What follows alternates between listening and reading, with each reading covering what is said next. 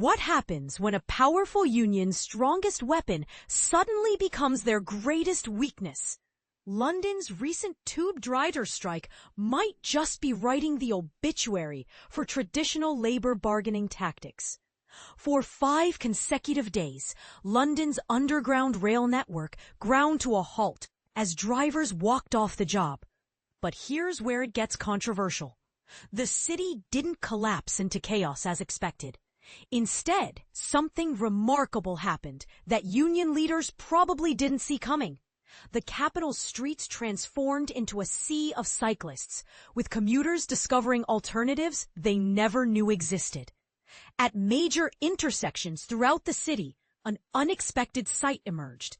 Elongated groups of cyclists moving together like professional racing pelotons. These weren't seasoned bike enthusiasts. Many were office workers pedaling to their destinations for the very first time in years. Others cleverly combined cycling with the still operational overground rail services, creating hybrid commuting solutions that actually worked better than anyone anticipated.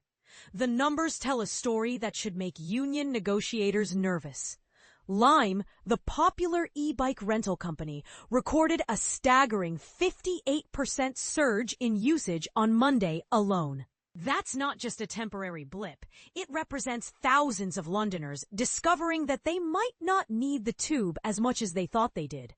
But here's where it gets really controversial. Let's talk about what these striking drivers are actually demanding. The RMT union, which represents transport workers, is pushing for higher wages for drivers who already earn a starting salary of £68,000, $92,000. To put that in perspective, that's more than double what teachers earn, the very people educating our children. Are we really supposed to feel sympathy for workers demanding even more when they're already earning twice what other public servants make? And this is the part most people miss. Every successful strike that pushes people toward alternative transport options is essentially teaching Londoners that the tube isn't indispensable.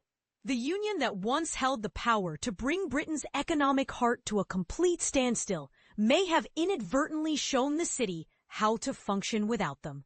The irony is almost poetic. By flexing their traditional muscle, these transport workers might be accelerating their own obsolescence.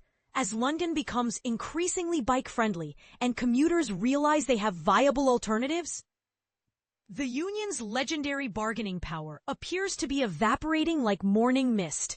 So here's the million-pound question. Are we witnessing the end of an era where transport unions could hold entire cities hostage?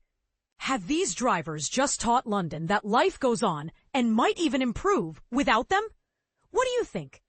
Should we be grateful to these striking workers for accidentally showing us we don't need them as much as we thought?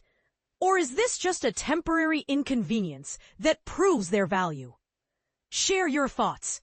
Are overpaid tube drivers digging their own professional graves? Or are they still essential to London's future?